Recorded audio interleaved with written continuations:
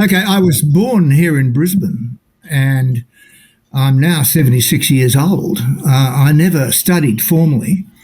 I left school after high school. I travelled the world for some years and read a lot of books, and you could say I'm an autodidact. I have educated myself. I've become interested in East Timor when I met with a guy called Gil Scrine, who was one of the very first people in Sydney, where I lived, to be constantly writing about East Timor. He was in touch with Fretlin radio people in Darwin. Dennis invited me to meet with José Ramos Horta. And so I met José, and he agreed that I could film him as he travelled the world trying to whip up support for East Timor at the United Nations. I thought this would make a great film. It would not only explore the Timor issue, but it would explore how the United Nations works. This was just after the General Assembly resolution in 1982, when José had managed to win a resolution at the General Assembly in support of East Timor. This was greatly embarrassing to Indonesia, Australia, and the few other countries that supported Indonesia's occupation. The bravery he showed in filming the Dili massacre, the killings in the Santa Cruz cemetery, changed the world. It changed the fortunes of East Timor, because had it not been for that film that was shown around the world, I don't think there would have been the push at the UN that there subsequently was. People were looking for a way to show the world what East Timor was going through, and they could never get the evidence. It should not be underestimated, the power of cinema, the power of television, the power of journalism.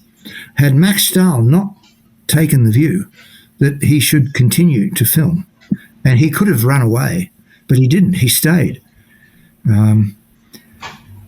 Timorese who were wounded brought other Timorese to sit in front of his camera, and he filmed that famous statue that's on the seafront now in Dili of a young man holding his comrade.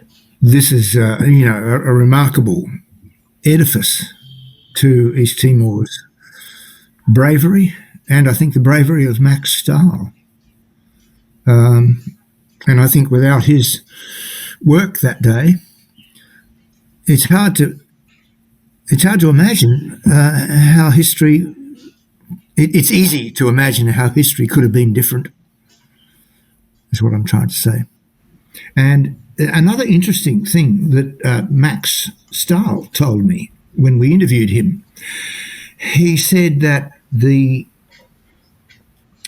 Portuguese wounded and dying, bleeding in the chapel in Santa Cruz were praying in Portuguese, and that he filmed that, and I can hear it on the soundtrack, and you've got the footage there, of course, you can hear it too. But I interviewed subsequently when I was up in Dili a couple of years back, during the 2018 celebrations, actually. The Portuguese diplomat called Ana Gomes. Ana Gomes told me that this moved the Portuguese people to support her work at the UN. When they heard the Timorese praying in Portuguese, this meant more to them than all the deaths and all the wounds and all the terrible events. At least that's what she implies. I'm not saying necessarily that the Portuguese people have no concern, but this moved them to hear their own language spoken by dying people who'd all been shot by the Indonesian military.